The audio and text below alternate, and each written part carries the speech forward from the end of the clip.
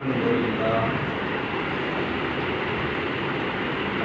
لله وكفى والصلاة والسلام على سيدنا ونبينا ومولانا محمد المصطفى أما بعد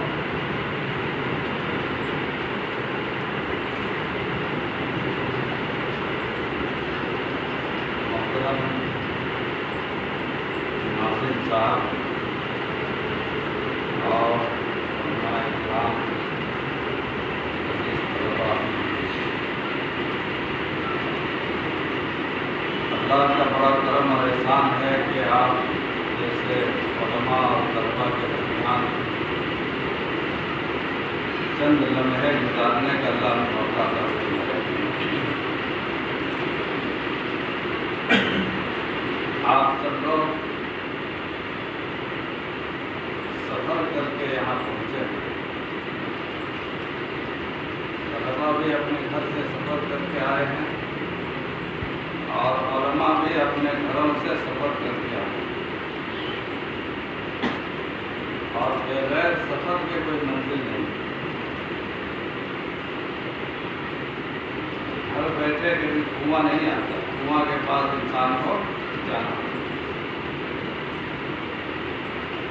یہ راستہ چاہے علم کا راستہ ہو، چاہے عشق کا راستہ ہو، چاہے دوسرے معنی میں آپ کر لیں کہ حج کا راستہ ہو، یہ سفر کا راستہ ہے۔ بغیر سفر کے، بغیر صحبتیں اٹھائے ہوئے، بغیر تکلیفیں اٹھائے ہوئے نہ علم نصیب ہوتا ہے، نہ عشق نصیب ہوتا ہے۔ چاہے بڑا سے بڑا آدمی کیوں نہ ہو، بڑے سے بڑے مقام پر فائز کیوں نہ ہو، اگر آپ کے اندر علم کا جنون پیدا ہوا، علم حاصل کرنے کی طلب پیدا ہوئی، اور آپ میں یہ شوق جاگا کہ ہمیں علم حاصل کرنا ہے، تو ہر حال میں آپ کو اپنا گھر چھوڑنا پڑے گا، اپنا خاندان چھوڑنا پڑے گا، اپنی ساری سہولتیں چھوڑنی پڑیں گی، اور تکلیفیں اٹھانے کے لیے، چٹانوں پر، سنگلاخوں پر سفر کرنے کے لیے، بھوک اور پیاس کی مشقتیں اٹھانے کے لیے آپ کو تیار ہونا پڑے گا۔ اگر آپ تیار ہیں تو علم بھی نصیب ہوگا اور عشق بھی نصیب ہوگا۔ اگر آپ تیار نہیں ہیں تو نہ علم ملے گا، نہ عشق ملے گا، اور اس میں کسی کا استثناء نہیں ہے۔ علم یہ نہیں دیکھتا ہے کہ کون علم حاصل کر رہا ہے، علم صرف علم کو دیکھتا ہے کہ علم کی طلب بغیر محنت کے، بغیر صبر کے، بغیر تکلیفیں اٹھائے ہوئے اور بغیر اتباع کامل کے مل نہیں سکتی۔ یہاں اتباع کامل بھی چاہیے اور صبر بھی چاہیے، چاہے بڑا سے بڑا آدمی کیوں نہ ہو۔ اگر علم کی خواہش پیدا ہوئی، علم کا شوق پیدا ہوا، تو آپ کو ہر حال میں اپنے علم کے سفر کے لیے اور علم کی منزل کو پانے کے لیے، اپنی تکلیفیں اٹھانے کے لیے تیار رہنا پڑے گا، اور آپ کو ہر تکلیف اٹھانے کے لیے دل سے راضی رہنا پڑے گا۔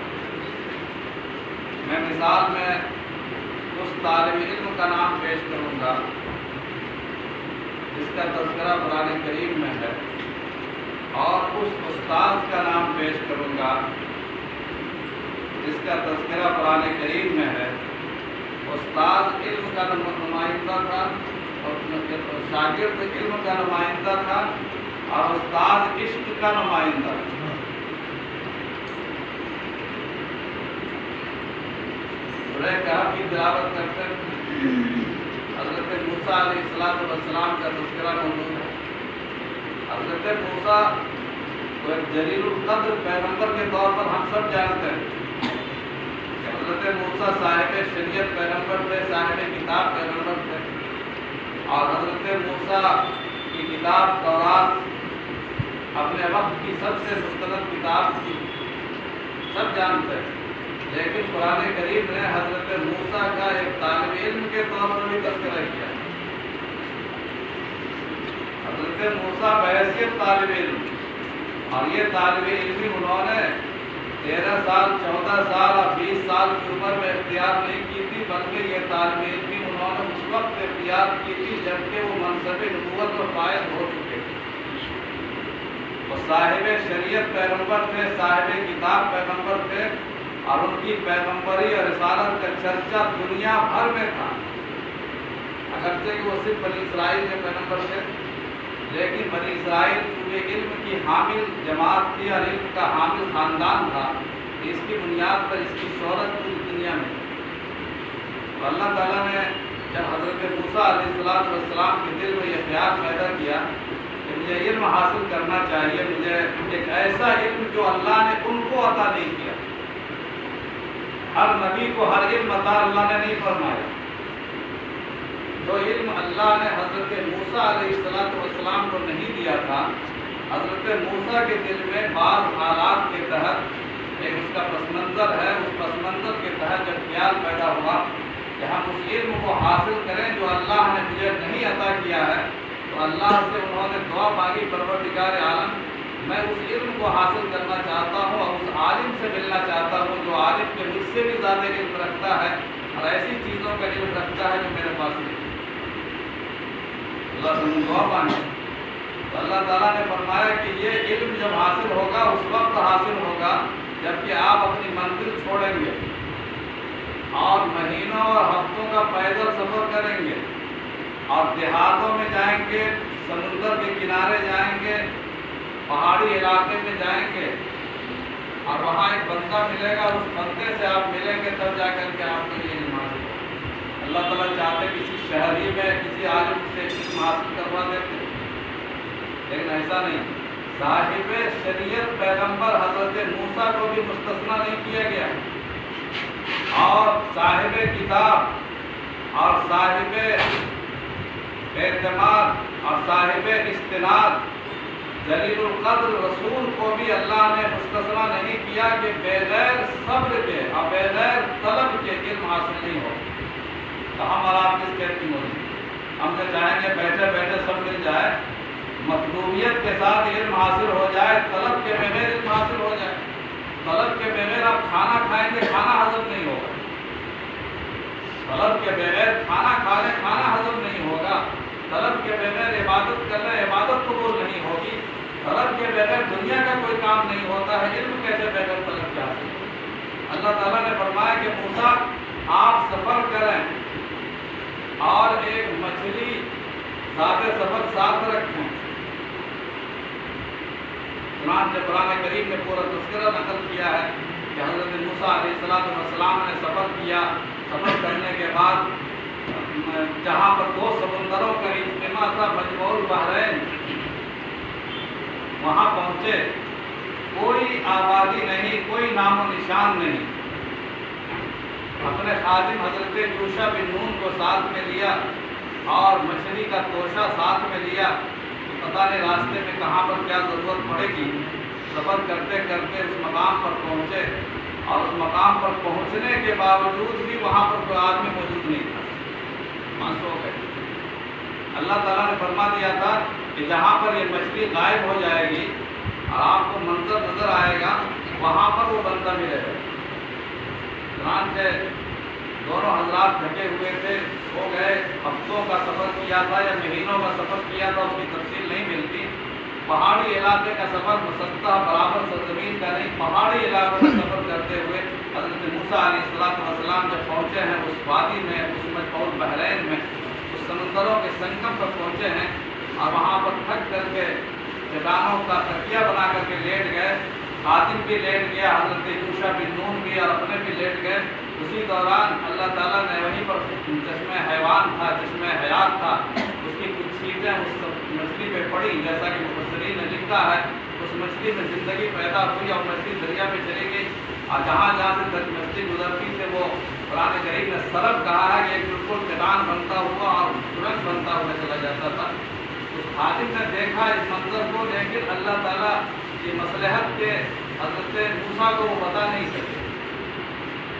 حضرت موسیٰ علیہ السلام کی آنکھ کھلی اسی جگہ جب کہ استاد کو آنا تھا، اتفاق سے پھر رہی کہ اللہ کا سارا نظام تھا۔ اب وہاں سے پھر سفر شروع ہوا، 2-3 راتوں کا دنوں کا سفر کرنے کے بعد جب حضرت موسیٰ علیہ السلام کو تکان محسوس ہوئی، بھوک محسوس ہوئی، جبکہ اس سے پہلے وہ بہت لمبا سفر کر کے آئے تھے، نہ تکان کا احساس ہوا تھا نہ بھوک کا احساس ہوا تھا۔ معلوم یہ ہوا کہ جب انسان اپنی منزل پہ سفر کرتا ہے صحیح رخ پر تو نہ تکان ملتی ہے نہ بھوک کا احساس ہوتا ہے، لیکن جب اپنی منزل سے آگے بڑھتا ہے اور بھٹکتا ہے تو اسے تکان بھی محسوس ہوتی ہے، بھوک بھی لگتی ہے۔ انہوں نے اپنے خادم سے کہا کہ بھائی ہم نے ناشتہ دیا تھا آپ کو، آتنا غداءنا لقد لقینا من سفرنا ھذا نصبا، لاؤ ناشتہ کہاں ہے بھائی؟ وہ ناشتہ جو ہم لوگوں نے ساتھ میں رکھا تھا۔ بڑی تکان کا احساس ہو رہا ہے، بڑی بھوک کا احساس ہو رہا ہے۔ اب اس خادم کو یاد آیا کہ وہ ناشتہ تو پانی میں چلا گیا۔ اب انہوں نے معذرت کی کہ حضرت شیطان نے مجھے بلا دیا، میں نہیں آپ سے بتا سکا، وہ تو وہیں پر چلا گیا۔ اب حضرت موسیٰ علیہ السلام پھر واپس لوٹے، اور لوٹنے کے بعد وہاں پہنچے تو وہاں دیکھا کہ ایک صاحب درخت کے کنارے چادر اوڑھے ہوئے لیٹے ہوئے۔ اللہ تعالیٰ چاہتا کہ پہلے ہی مرحلے میں ملاقات ہو جاتی حضرت موسیٰ علیہ السلام سے، مگر حضرت موسیٰ کو 2 دن چلوایا، پھر واپس لوٹوایا، پھر جا کے ملتے ہیں وہ آدمی۔ علم کی طلب کے لیے انسان کو اگر جنگل میں جانا پڑے، کسی پہاڑی پہ جانا پڑے، کسی سمندر کے کنارے میں جانا پڑے، مہذب علاقوں سے متمدن علاقوں سے غیر متمدن علاقے میں جانا پڑے، تو بھی انسان کو سفر کرنا چاہیے۔ اس واقعے سے یہ سبق ملتا ہے، اور یہ بھی سبق ملتا ہے کہ علم اکثر ایسے ہی جگہوں پر ملے گا۔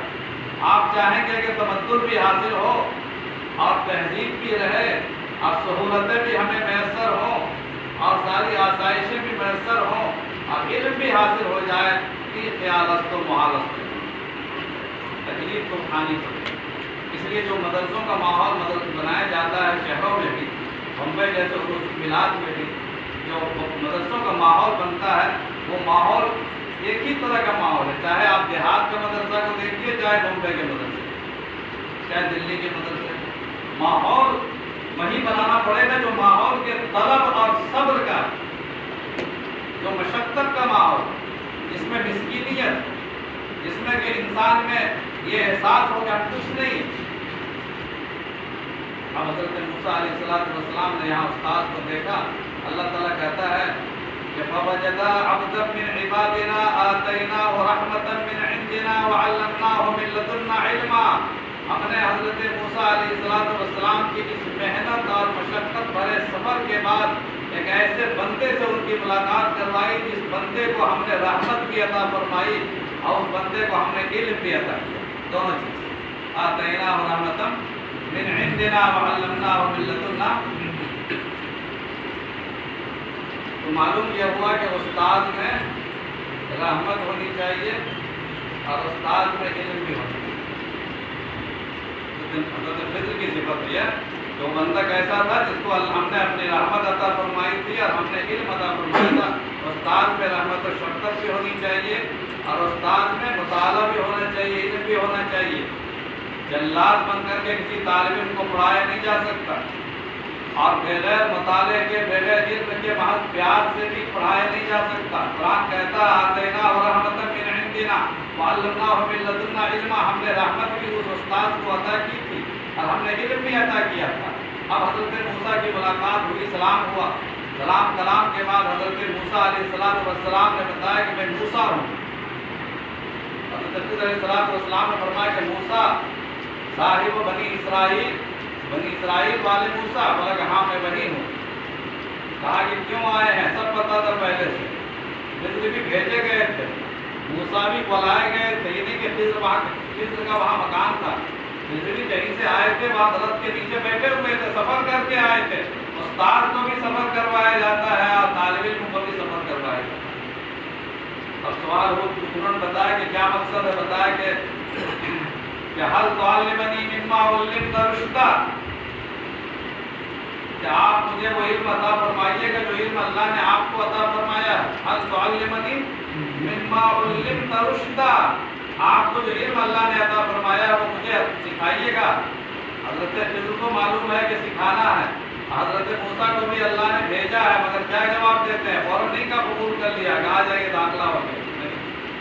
حضرت خضر علیہ السلام فرماتے ہیں کہ ان इन्नका ला तस्ततियु माय सबरा, आप मेरे साथ रह नहीं सकते, मुश्किल आप कराना। वकैफ तस्बिरु अला मा लम, आपको पता ही नहीं है, आप नए आदमी हैं, अनजाने आदमी हैं, आपको कोई खबर नहीं है, जिस चीज़ की आपको इत्तला नहीं है, जिस शरीयत को आप जानते नहीं हैं, जिस मैदान के आप मुसाफिर नहीं हैं, मैं उस मैदान का मुसाफिर हूँ। आपकी दुनिया शरीयत है, हमारी दुनिया तकवीर है, आपकी दुनिया तशरीह है, हम इंतज़ाम कायनात से हमारा ताल्लुक़ है, आपकी दुनिया अहकाम इंसानी से आपका ताल्लुक़ है। हम अल्लाह की रज़ा को देखते हैं और अल्लाह के हर वक्त रज़ा बदलती रहती है, हर वक्त रज़ा बदलती रहती है, उस पर हमारी नज़र है। और आप अल्लाह के कानून पे चलते हैं, कानून हमेशा एक रहता है, कानून बदलता नहीं है, कानून टूटता नहीं है, कानून एक रहता है और क़यामत तक एक ही रहेगा। आपकी निगाह कानून पर है, हमारी निगाह रज़ाए इलाही पर है। रज़ाए इलाही एक शख्स के लिए कुछ है, दूसरे शख्स के लिए कुछ है। अल्लाह का फैसला एक के लिए कुछ है, दूसरे के लिए कुछ है, पर कानून हमेशा एक रहेगा अल्लाह का, चाहे आप हो, अमीर हो, गरीब हो, सब के लिए अलग एक ही कानून रहेगा। कैफ तस्बिरु अला मा लम, आपको पता ही नहीं। मालूम हुआ कि उस्ताद नखरा कर सकता है, मतलूम साहब नखरा कर सकते हैं, दाखला नहीं होगा, बहुत मुश्किल है।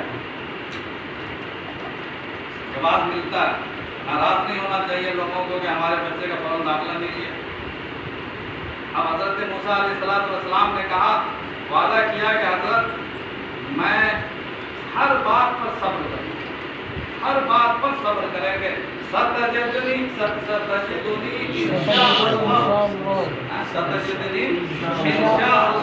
साबिरन वला अअसी लक अमरा। हज़रत मुझे आप सब्र करने वाला पाइएगा और आपकी बात को काटूंगा नहीं, वाला आसी लक अमरा, आपकी बात काटूंगा नहीं। मालूम है कि सब्र भी चाहिए और इताअत भी चाहिए तालिब इल्म में। सब्र के बगैर और इताअत के बगैर कोई काम नहीं होगा, सब्र के बगैर इत्तिबाए कामिल के बगैर इल्म हासिल नहीं होगा। हज़रत मूसा अलैहिस्सलाम ने वादा किया कि आप मुझे सब्र करने वाला भी पाएंगे और इताअत करने वाला भी पाएंगे, आपकी बात की नाफरमानी नहीं करूँगा। हज़रत खिज़र ने कहा, पहला हुक्म सुन लो, पहला हुक्म सुनो कि ला तसअलनी अन शैइन, ला तसअलनी अन शैइन हत्ता उहदिस लहू मिन्हु ज़िक्रा। कोई सवाल नहीं करना, पहला सवाल, पहला हुक्म यह है कि मेरी कुछ सवाल नहीं करना किसी चीज़ के बारे में, जो वाक़या भी नजर आए खामोशी के साथ साथ साथ घूमते रहो, एक सवाल भी नहीं होना चाहिए। कहा ठीक है, बिल्कुल मैं इसके लिए राज़ी हूँ। हज़रत मूसा अलैहिस्सलाम साहिब शरीयत थे, उनसे तो बर्दाश्त हुआ नहीं, पूरा वाक़या आप लोग जानते हैं। मैं इसी बताना चाहता हूँ कि सब्र और इत्तिबा, इसके बगैर इल्म हासिल नहीं हुआ। हज़रत रसूल अकरम अलैहिस्सलाम फरमाते थे कि अल्लाह ताला रहम फरमाए हज़रत मूसा पर, काश के वो सब्र कर लेते। तो इल्म के जो चंद दरवाजे हज़रत खिज़र अलैहिस्सलाम के ज़रिए अल्लाह ने कुरान में खोला है, पता नहीं ना मालूम कितने दरवाज़ों का पता चलता और कितने इल्म के अबवाब हमारे सामने आते। रहम फरमाए हज़रत मूसा पर, उन्होंने सब्र का रास्ता किया। सब्र के बगैर और इत्तिबाए कामिल के बगैर इल्म नहीं, और सब्र के बगैर और इत्तिबाए कामिल के बगैर इश्क नहीं। हज जो है इश्क का मंजर है, दोनों की मुनासबत बता दूँगा। इश्क में इत्तिबाए कामिल, अरे तस्लीफ कब है जो मिजाज याद में आए।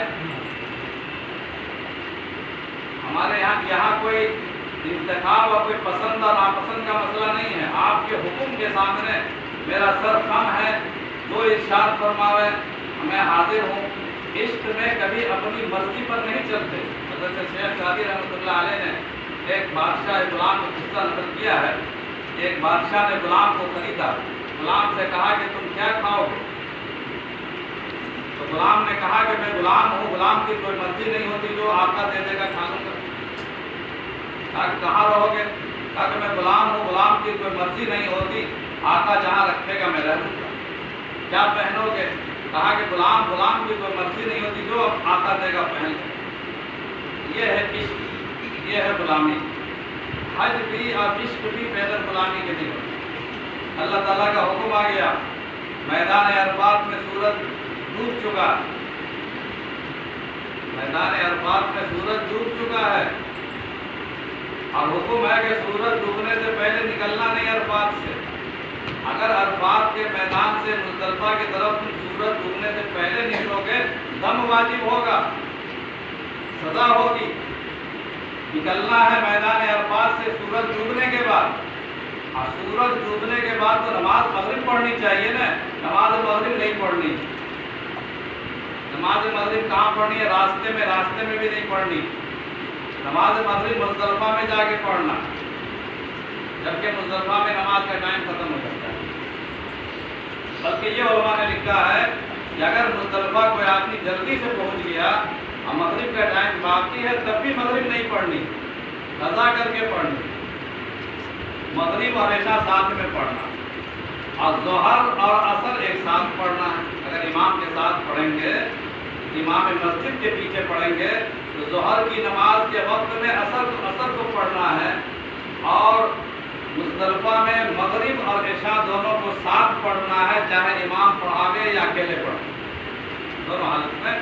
مغرب چھوڑنا یہاں پر ضروری ہے۔ سورج ڈوبنے کے بعد اصل قاعدہ قانون تو یہ تھا نا کہ نماز پڑھنی چاہیے، نماز واجب ہو گئی، مگر آج کے دن نماز پڑھنا گناہ ہے۔ آج سورج ڈوبنے کے بعد نماز پڑھیں گے تو ہمیں ثواب نہیں، سزا ملے گی۔ کیا معلوم ہوا کہ بغیر اتباع کے، بغیر صبر کے، بغیر اللہ کا حکم مانے ہوئے حج بھی کامل نہیں ہوگا۔ حج کو، عشق کو اور علم کو یہ مناسبت ہے۔